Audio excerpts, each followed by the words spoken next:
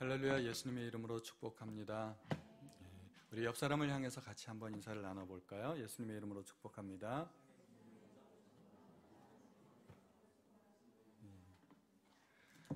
항상 이렇게 예수님의 이름으로 서로 축복하면서 인사를 나누면 참 좋겠습니다. 오늘부터는 우리가 신명기 말씀을 같이 공부하고자 합니다. 신명기는 너무 중요한 부분입니다. 그래서 신명기는 음식을 먹을 때 꼭꼭 씹어 먹는 것처럼 신명기의 말씀은 깊이 묵상하고 완전히 내 것으로 만들 수 있도록 그렇게 하시면 참 좋을 것 같습니다. 오늘은 신명기를 처음 시작하면서 이제 앞으로 2달 동안 신명기의 말씀을 같이 나누려고 하는데 신명기 개관을 한번 보고자 합니다. 신명기는 도대체 무슨 뜻일까요? 창세기도 알 것 같고 출애굽기도 알 것 같고 레위기는 레위 지파 이름을 따른 거고 민수기는 백성의 수인데 신명기는 무슨 뜻일까요? 신명나게 어떻게 살아야 되는 그런 것 같기도 하고 신명기의 신자는 12간제의 하나입니다. 12간제 아시죠? 자축인묘 진사오미 신유술에 할 때 9번째 신입니다. 각 12간제 각 단어마다 동물들이 있죠. 무슨 동물에 해당할까요? 혹시 순서 외우시나요? 쥐소, 호토, 용변, 말량, 원닭개대. 거기에 원에 해당되는 겁니다. 쥐소, 호토, 용변, 말량, 원닭개대. 원숭이와 관련되는 겁니다. 그러면 신명기가 원숭이와 관련이 있을까요? 없습니다. 원숭이와는 아무 관련이 없습니다. 그럼 이 신자는 한자로 무슨 자일까요? 가로 알자에다 가운데 기둥 하나 박은 거, 그 신자인데 원숭이라는 원래 납신자인데 원숭이라는 의미 외에 거듭 그리고 재차 그런 뜻이 있습니다. 그래서 거듭 당부한다 할 때 무슨 말을 하나요? 신신당부한다 그러죠. 그 신자입니다. 그래서 신명이란 뜻은 거듭되는 하나님의 말씀을 기록한 글이라는 뜻입니다. 그래서 2번째 율법이라는 뜻입니다. 영어로는 듀트로노미 그래가지고 2번째 율법, 2번째 율법을 강해한 내용 그런 것입니다. 그래서 가나안 입성을 앞두고 모세가 2번째로 율법을 선포하는 내용입니다. 첫 번째 율법 선포는 시내산에서 있었죠. 시내산에서 모세가 하나님의 말씀을 받아 가지고 와서 백성들에게 말씀을 한번 가르칩니다. 그게 첫 번째 율법 선포이고 그 내용은 주로 레위기에 기록이 돼 있었습니다. 그런데 이제 또다시 가나안 땅을 들어가려고 모세가 2번째 율법을 선포하는데 단순히 율법을 선포하는 것이 아니라 이것이 일종의 설교 형식으로 말씀을 전합니다. 그래서 신명기에 보면 모세의 3편의 설교가 기록이 되어 있습니다. 이것만 기억해 하셔도 굉장히 많이 아시는 겁니다. 모세의 3편의 설교, 이것이 신명기이고 2번째 율법 강해가 된다 하는 내용입니다. 신명기는 성경에서 굉장히 중요한 위치를 차지하고 있습니다.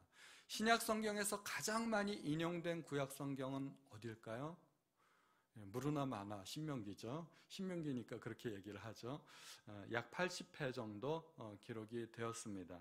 신약 성경에서 가장 많이 인용이 되었다는 것은 신약 성경에서 저자들이 구약 성경을 그만큼 많이 읽고 묵상했고 중요하다고 생각되는 내용이라는 얘기입니다. 예수님께서 광야에서 40일을 금식하시면서 마귀에게 시험을 받으실 때 모두 하나님의 말씀으로 물리쳤습니다. 기록되었으되 하고서 성경의 말씀을 인용해서 마귀의 시험을 물리치셨습니다. 어디에 말씀을 인용하셨는지 아세요? 모두 다 신명기의 말씀이었습니다. 예수님께서 3번 모두 신명기의 말씀을 인용해서 마귀의 시험을 이기셨습니다. 신명기의 말씀을 보면은 많이 중복되는 내용이 있습니다. 출애굽기, 레위기, 민수기에 있는 사건들이 중복해서 나옵니다.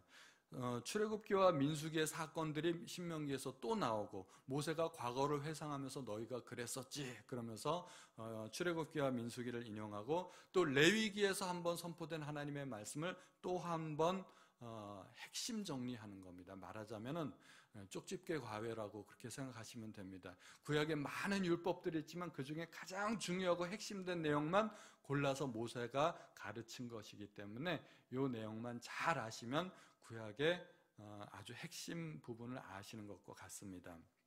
그렇기 때문에 신명기는 구약 율법의 핵심이고 구약의 어떤 잣대라고 할 수가 있습니다. 한 나라가 성하고 망하고의 그 기준이 뭐냐 하면 바로 신명기였습니다. 신명기의 말씀을 잘 지킬 때 나라가 흥하고 신명기의 말씀을 잘 안 지키면 나라가 망했습니다. 그래서 이스라엘과 남유다가 망하고 포로로 끌려간 이유는 하나님의 말씀, 구체적으로는 신명기의 말씀을 지키지 않았기 때문에 나라가 그렇게 되었던 것입니다. 이 모든 것을 제외하고도 신명기에 가장 중요한 핵심이 되는 키포인트 요절이 하나 있습니다. 이거는 여러분들이 꼭 알으셔야 돼요. 신명기 6장 5절의 말씀입니다. 신약에서 율법학자들이 예수님께 질문을 했습니다. 성경에서 가장 크고 중요한 계명이 무엇이냐 물었습니다. 예수님을 시험하기 위해서 물었을 때 예수님께서 성경에서 인용해서 그 질문에 대답을 하십니다. 내 마음을 다하고 뜻을 다하고 힘을 다하여서 주 너의 하나님을 사랑하라 하셨으니 이것이 크고 첫째 되는 계명이다. 그랬을 때 율법학자들이 그 말이 옳다 그러고서 그 말씀을 인정을 합니다. 구약성경의 가장 핵심되는 말씀, 구약성경 전체를 통틀어서 핵심이 되는 하나의 말씀을 뽑으라고 그러면 신명기 6장 5절의 말씀, 내 마음과 뜻과 힘을 다하여서 주 너의 하나님을 사랑하라. 제가 가끔 기도할 때도 예배를 위한 기도에 그렇게 기도를 합니다. 우리의 마음과 뜻과 정성을 다하여 하나님 앞에 드리는 예배가 되게 하시고, 그리고 거기다 저는 하나를 덧붙입니다. 우리 목숨을 다하여 드리는 예배가 되게 해주십시오. 예배를 그렇게 드리시기 바랍니다. 이 신명기는 누가 썼을까요? 모세가 썼습니다. 모세가 요단강 동편에서 기록한 글입니다. 요단강 동편에서 이스라엘 백성들에게 설교하고 설교한 내용을 글로 기록한 것이 시편입니다. 시편이 아니라 신명기입니다. 요단강만 건너가면 이제 가나안 땅입니다. 가나안 땅을 목전에 두고 이 신명기를 기록했습니다. 시기적으로는 어떻게 될까요? 이스라엘 백성이 40년간의 광야 생활을 마쳤을 때입니다. 이제 모든 방황을 마치고 이제 가나안 땅에 들어가기 바로 직전에 모세가 설교하고 기록한 내용입니다. 이렇게 하면 신명기의 개관이 다 이해가 되셨을 것입니다. 신명기는 매우 중요합니다. 신명기는 모두 3편으로 된 모세의 설교라고 말씀을 드렸습니다. 그런데 모세는 가나안 입성을 앞두고 왜 이런 설교를 해야만 했을까요? 이 설교를 하게 된 배경이 무엇일까요? 시내산에서 설교했을 때는 그것은 하나님의 명령이었습니다. 하나님께서 모세에게 율법을 주시고 이 율법을 백성에게 가르쳐라 했기 때문에 모세가 가르쳤는데, 지금 이것은 하나님의 명령이 아니고 모세가 자의에 의해서 백성들에게 설교하고 기록했는데 왜 이런 설교를 하게 되었을까요? 이제 백성은 요단강만 건너가면 가나안 땅입니다. 이제 가나안 땅에 들어가려는 찰나에 있는데 모세는 요단강을 함께 건너가지 못한다는 데 핵심이 있습니다. 이집트를 나온 후 40년이 지나기까지 이스라엘 백성들에게 무슨 일이 있었으면 모세가 다 해결해 주었습니다. 모세는 마치 해결사와 같았었습니다. 백성들이 배가 고파서 굶주려 있으면 모세는 하나님께 구해서 만나를 먹을 수 있었고, 그들이 목말라 있을 때 바위를 갈라서 또 물을 주고, 또 그들이 고기가 먹고 싶어 했을 때 그들이 모세에게 구했을 때 모세는 하나님께 구해서 메추라기도 구해 주었습니다. 백성들의 필요한 모든 것들을 마치 부모가 자녀들에게 공급하듯이 모세는 하나님 앞에 구해서 모든 필요를 채워 주었습니다. 그리고 백성이 심지어 우상 숭배하고 하나님을 원망하고 죄를 지었을 때도 모세는 자기의 생명을 담보로 해서 하나님 앞에 중보 기도를 했습니다. 그래서 백성이 하나님 앞에 용서받고 가나안 땅에 들어가게 되는 것입니다. 그런데 이제는 모세가 더 이상 함께할 수 없는 상황에 이르게 된 것입니다. 가나안 땅에 들어가면 이제는 모세가 더 이상 그런 것들을 해줄 수가 없는 것입니다. 그들 스스로 모든 것을 알아서 해야만 했습니다. 죽이 되든 밥이 되든 그들 스스로가 알아서 해야만 했기 때문에 모세는 이제 마지막으로 백성들을 위한 권면의 말을 하고 있는 것입니다. 사실은 이게 모세의 유언은 아닙니다. 유언은 아니지만 모세의 고별 설교이고 마지막 설교라는 면에서 모세의 유언과도 같다고 생각해도 되는 것입니다. 그래서 오늘 설교 제목을 모세의 유언이라고 했습니다. 주보에 나와 있는 찬송은 그 밑에 붙어야 될 내용인데 잘못 붙었습니다. 찬송 199장이라는 말입니다. 모세의 유언과도 같은 설교인데 사람이 유언을 할 때 어떤 자세로 유언을 할까요? 가장 엄숙하고 가장 진지하게 내가 평생을 살아왔던 그 인생관을 담아서 가장 중요한 말을 자손들에게 해주지 않겠습니까? 보통 어른이 아이들에게 훈계할 때 아이들이 잘 못 알아먹으면 이렇게 얘기합니다. 네가 아직 어려서 그래. 너도 나중에 커봐. 네가 무슨 말인지 들을 거야. 네가 어른이 되면 내 말을 이해할 거다. 그렇게 어른들이 아이들에게 훈계합니다. 저는 그 말이 참 일리가 있다고 생각을 합니다. 왜냐하면 아직 어린 아이들은 인생을 다 살아본 게 아니기 때문에 인생에 있어서 뭐가 중요하고 뭐가 덜 중요한지를 잘 모릅니다. 그러나 인생을 쭉 한번 살아보면은 인생에 이제 노년이 되면은 인생을 살아본 사람으로서 경험을 해본 사람으로서 인생을 바라보는 그 시각이 달라진다는 겁니다. 그렇기 때문에 노인의 말은 틀림이 없다 그런 격언도 있죠. 인생을 살아보면 뭐가 중요하고 뭐가 덜 중요한지를 알게 되는데 모세가 인생을 다 살아본 사람의 입장에서 백성들에게 그렇게 유언과도 같은 설교를 하고 있다는 것입니다. 모세의 심정이 그런 거예요. 모세가 몇 년 살아봤을까요? 120년을 살아봤습니다. 충분히 살아봤죠? 예. 우리에게 적어도 한마디 할 수 있을 정도로 충분히 오래 살아봤습니다. 우리 중에는 120세 살아보신 분이 안 계시죠? 예. 우리 중에는 120세 살아본 분이 없으니까 그러면은 적어도 여기에 있는 우리들은 모세의 말을 들어볼 만하다 하는 것입니다. 모세는 40년을 이집트에서 왕자로 살아봤습니다. 또 40년을 외로운 양치기로 들에서 그렇게 지내보기도 했습니다. 또 40년간 하나님의 쓰임받는 종으로 보내보기도 했습니다. 모세는 이집트의 10가지 재앙을 직접 눈으로 보고 겪어봤습니다. 홍해가 갈라지는 것도 보았습니다.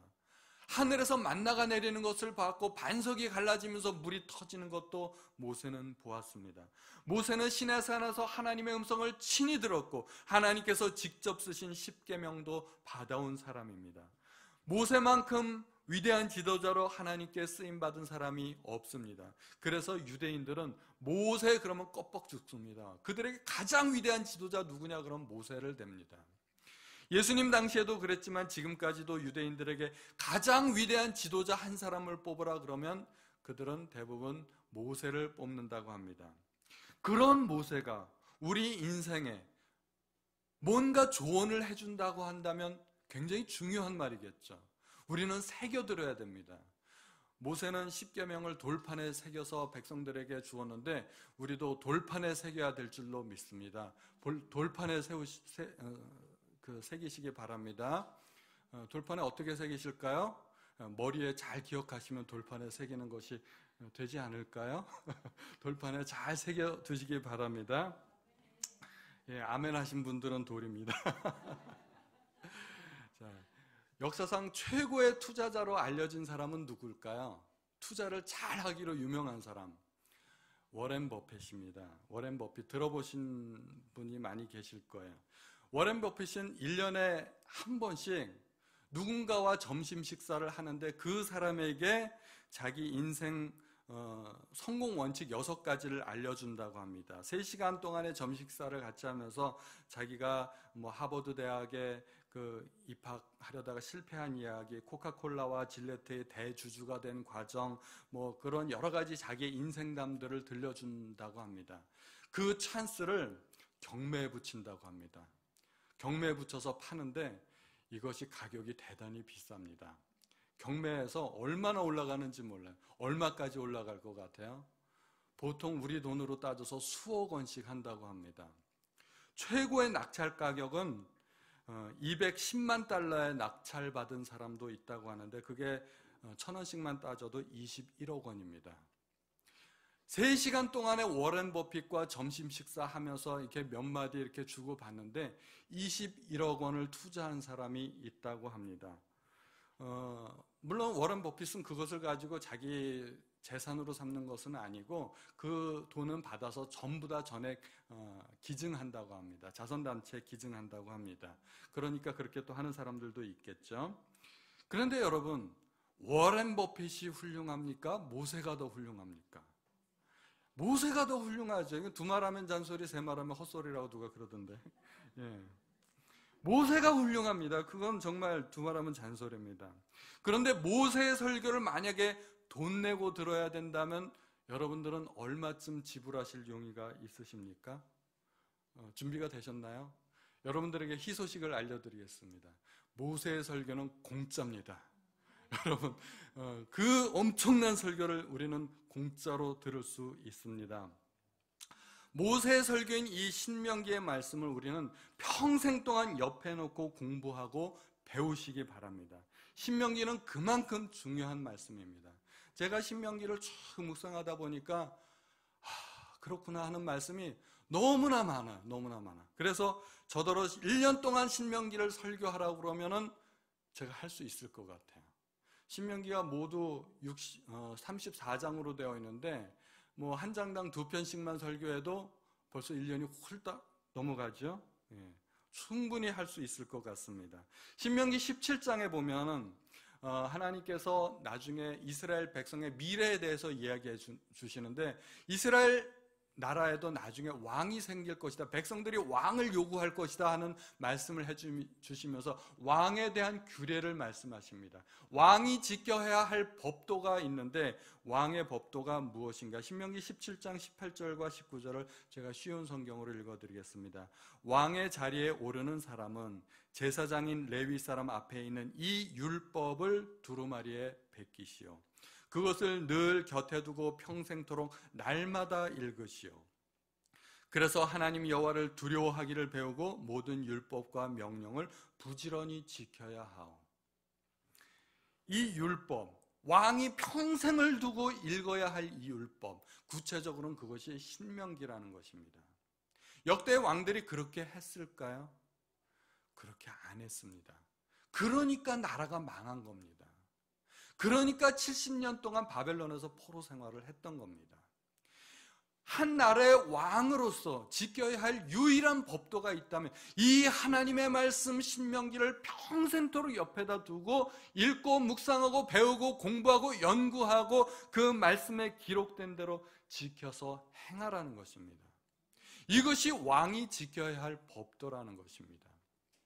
그러니 신명기의 말씀이 얼마나 중요하겠습니까? 우리도 신명기의 말씀을 읽어야 되겠죠? 신명기의 말씀을 깊이 읽고 묵상하시기 바랍니다. 이제 본론을 말씀드리려고 합니다. 지금까지 이제 얘기한 게 서론입니다. 왜 그러면은 모세는 신명기의 말씀을 이야기해야만 했는가? 구체적인 목적, 목적에 앞서서 신명기의 말씀을 누가 듣는가? 물론 우리에게 주신 말씀이지만 모세가 광야에서 이 신명기의 말씀을 설교했을 때 그 말씀을 직접 들었어야 했던 그 대상자가 있다는 것입니다. 이 신명기의 말씀은 신명기라는 제목이 의미하듯이 이미 출애굽기, 레위기, 민수기에 나오는 내용들의 반복입니다. 이 반복되는 내용을 왜 또다시 이야기했을까요?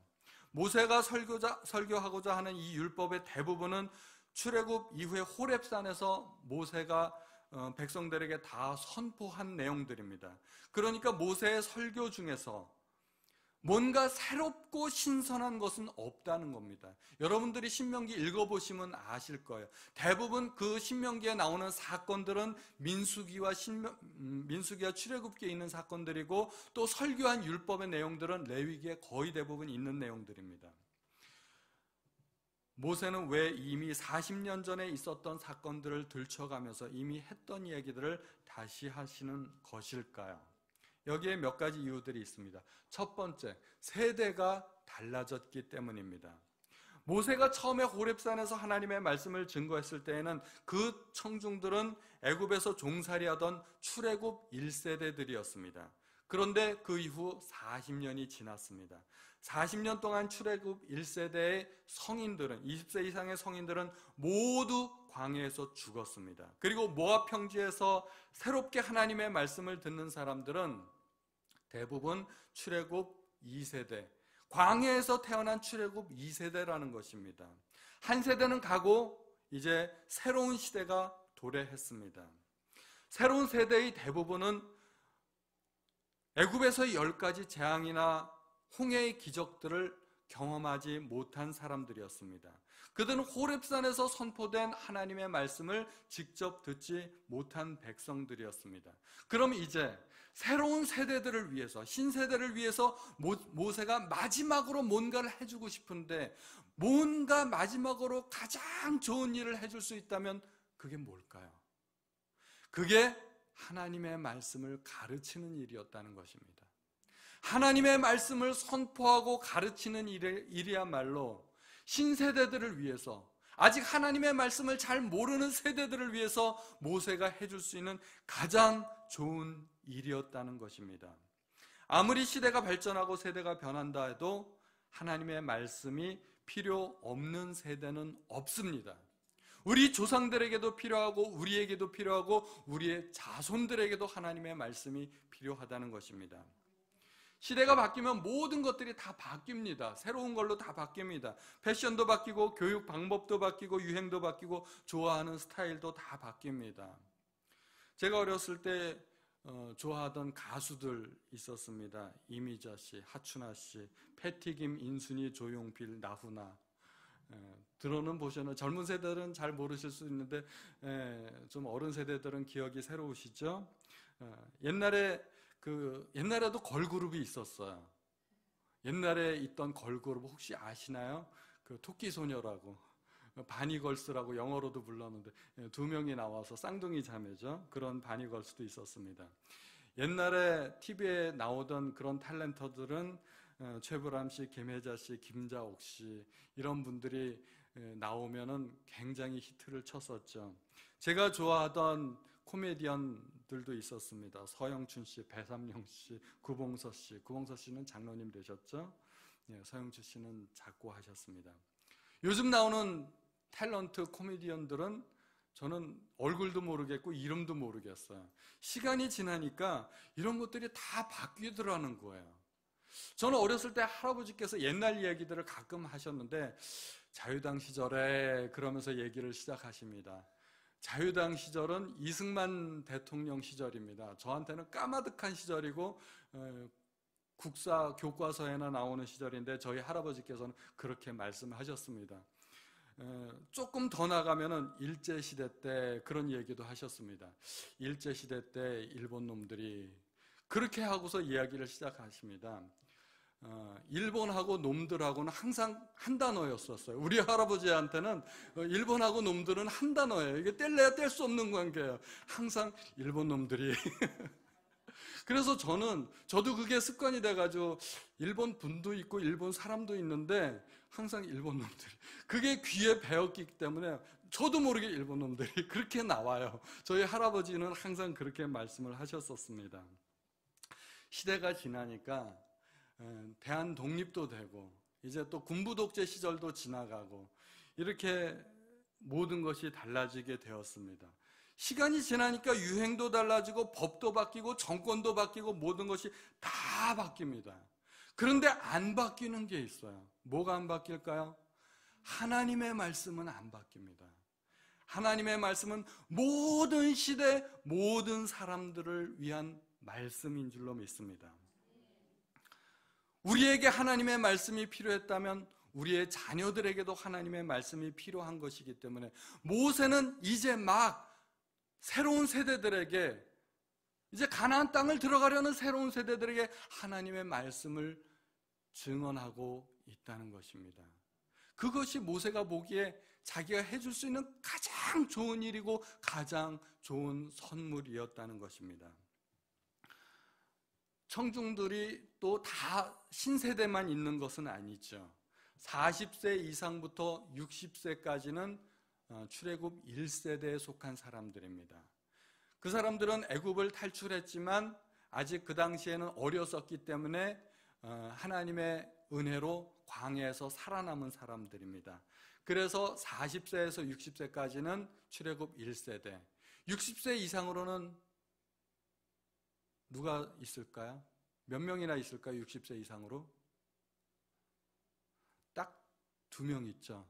60세 이상으로는 딱 2명 있습니다. 여호수아와 갈렙. 이런 걸 알아두시면 좋습니다. 여호수아와 갈렙만 살아남았습니다. 그 당시에서.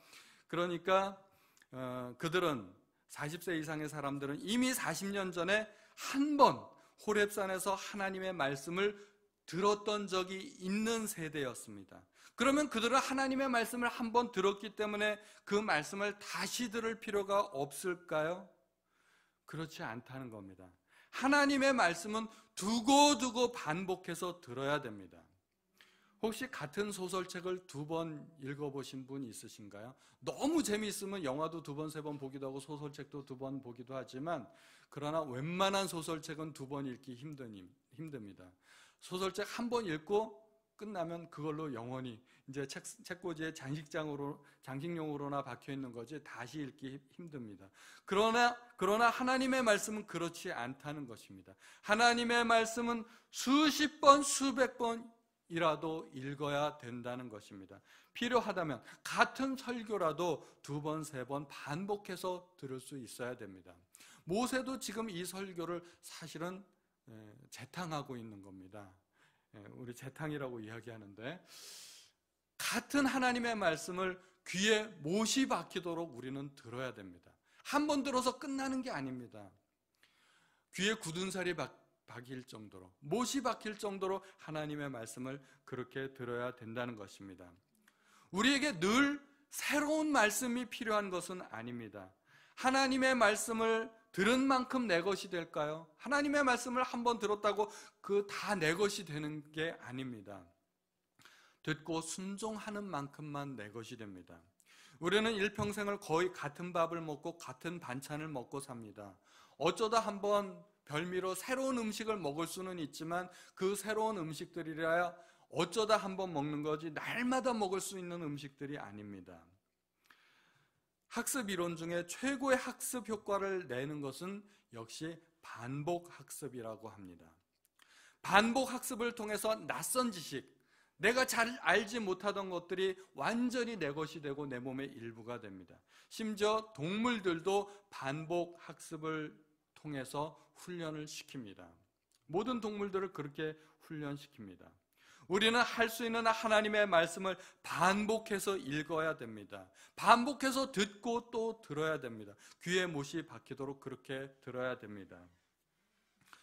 우리 찬송가 중에 나의 사랑하는 책 비록 헤어졌으나 어머님의 무릎 위에 앉아서, 그 찬송가 있죠. 우리가 이따가 부를 찬송가인데 199장. 나의 사랑하는 책 비록 헤어졌으나, 이게 무슨 뜻일까요? 내가 사랑하는 책 헤어졌다는 게, 저는 예전에 이 가사를 제대로 안 보고 불러가지고 오해했었어요.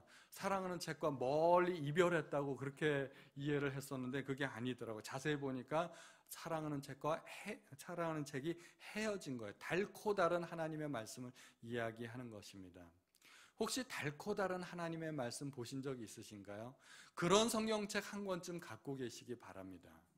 만약에 달코 달아서 헤어지고 막 여기저기 뜯어지기 시작하고 껍데기가 벗어지기 시작하면은, 그때쯤 되면 그 성경책은 여러분들의 생에 가장 중요한 보물이 될 것입니다.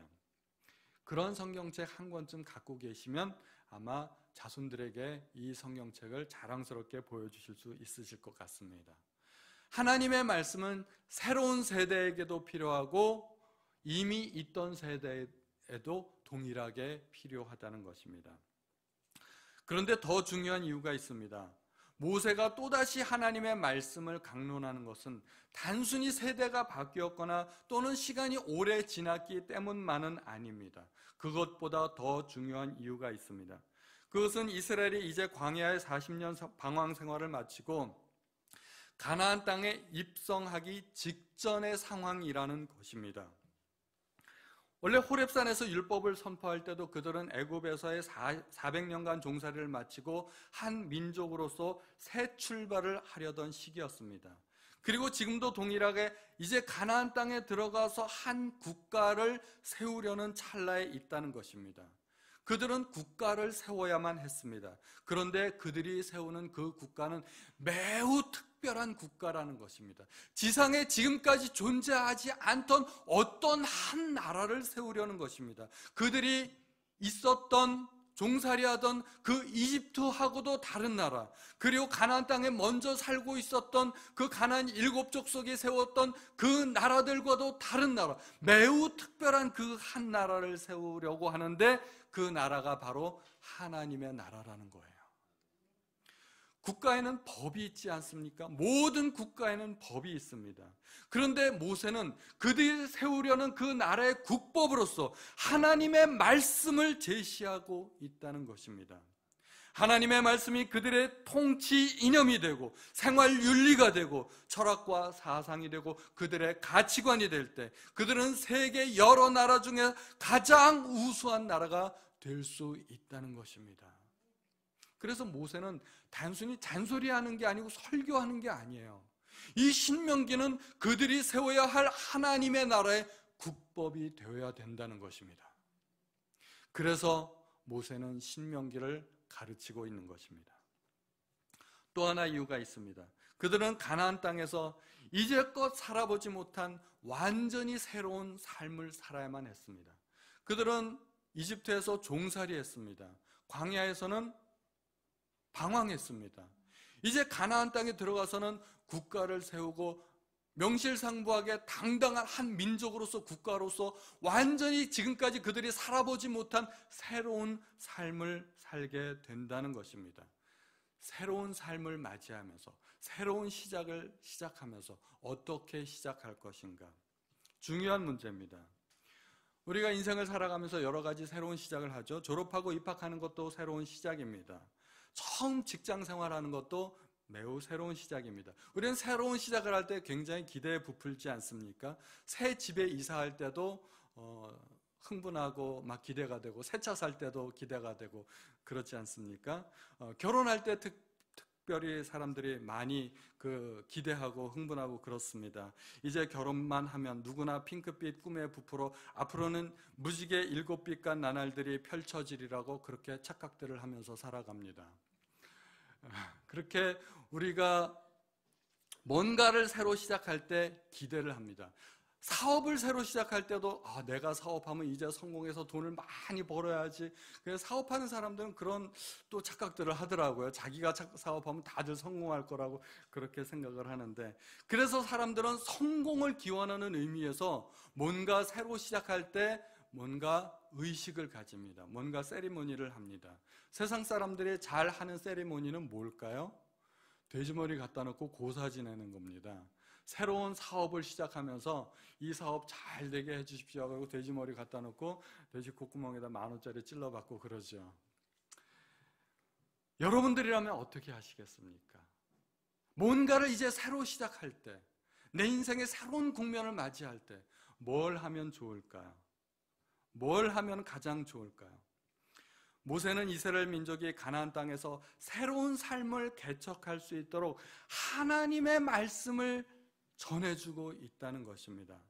새로운 시작을 위해서 하나님의 말씀처럼 중요한 것이 없다는 것입니다. 그래서 시편 기자는 주의 말씀은 내 발의 등이요 내 길의 빛이니이다 이렇게 말을 했습니다. 주님의 말씀은 우리의 인생길을 인도하는 지침서가 되고 설명서가 된다는 것입니다. 그래서 세상 사람들은 뭔가 새로 시작할 때 고사를 지내지만 그리스도인들은 뭔가 새로 시작할 때 주로 예배를 드립니다. 아기가 태어나면 첫 돌 때 돌 예배를 드립니다. 개업할 때는 개업 예배를 드리고, 이사를 하면 이사 예배도 드리고, 졸업을 하면 졸업 예배를 드리고, 졸업과 입학 예배를 드립니다. 그리고 군대에 입대하게 되면은 또 선교사 파송 예배도 드리고 그렇게 합니다. 새해를 맞이하면 송구영신 예배나 신년 예배, 그런 예배를 드립니다. 우리 그리스도인의 모든 시작과 끝은 예배입니다. 예배로 시작해서 예배로 끝납니다. 사람이 이제 죽을 때 임종시에도 임종 예배를 드립니다. 죽게 되면 어떻게 되나요? 입관 예배, 발인 예배, 하관 예배, 그리고 매년 추모 예배. 우리는 예배로 시작해서 예배로 끝납니다. 그렇게 그리스도인의 삶의 중심은 예배이고, 예배 가운데 내게 주시는 하나님의 말씀을 붙드는 것입니다. 우리 존경하는 성도님들은 인생의 중요한 갈림길을 만나거나 아직 경험해보지 못한 새로운 인생길을 시작하게 될 때 반드시 하나님의 말씀을 내 인생의 지침서로 삼으시기 바랍니다. 예배를 통해 하나님의 지혜를 받으시기 바랍니다. 하나님의 지혜를 안내자로 삼으시기 바랍니다. 그래서 구약의 우리 믿음의 선조들은 가는 곳마다 단을 쌓았다고 이야기합니다. 그 단을 쌓았다는 이야기가 오늘날 우리식으로 이야기하자면 예배를 드렸다는 것입니다. 가는 곳마다 단을 쌓고 하나님 앞에 예배를 드린 것입니다. 오늘 우리는 가나안 정복을 눈앞에 두고 모세가 이스라엘을 향하여 한 편의 긴 설교를 하는 것을 들었습니다. 정확하게 3편입니다. 긴 설교라고 하지만 그들이 모르던 것이 아닙니다. 이미 다 알고 있고 들었던 것입니다. 그렇지만 모세는 다시 한번 확실하게 하나님의 말씀을 선포하고 가르치고 있습니다. 우리는 인생을 살아가면서 수많은 전환점들을 만나게 됩니다. 그 전환점들은 우리에게 기회가 될 수도 있고 잘못하면 위기가 될 수도 있습니다. 출애굽 1세대들은 하나님이 약속하셨던 그 기회를 믿음이 없음으로 말미암아 위기로 만들고 말았습니다. 기회를 잃어버리고 말았습니다. 그리고 40년이 지난 후 출애굽 2세대들은 똑같은 상황에서 이제 믿음으로 그 기회를 붙잡습니다. 모세가 도와줍니다. 너희는 이렇게 살아라 하고서 그 기회를 붙들 수 있도록 도와줍니다. 그리고 출애굽 2세대는 실패하지 않습니다. 성경 역사상 가장 잘했던 세대가 이 출애굽 2세대였던 것 같아요. 실패하지 않습니다. 그리고 그들은 가나안을 믿음으로 정복합니다. 모세는 그들이 가나안 땅에서 실패하지 않도록 하나님의 말씀을 강론합니다. 이것이 우리의 인생의 샘플이 되고 교훈이 되기를 바랍니다. 우리는 위기의 순간들을 만날 때마다 오히려 위기를 기회로 여기고 하나님 앞에 의탁하는 삶을 살아야 합니다. 그리고 최선을 다해야 됩니다. 우리에게 필요한 것은 우리가 모르는 어떤 비밀이 아닙니다. 비밀이 아니고 우리가 이미 알고 있는 그 하나님의 말씀, 그것이 우리의 삶의 무기라는 것입니다. 가장 평범하고 우리가 익히 들었던, 우리가 잘 아는 하나님의 말씀이 우리에게 필요하다는 것입니다. 그 말씀이 다시 한번 저와 여러분들의 인생길에 길잡이가 될 수 있기를 예수님의 이름으로 축원드립니다. 우리 찬송가 199장 함께 찬양하시겠습니다. 나의 사랑하는 책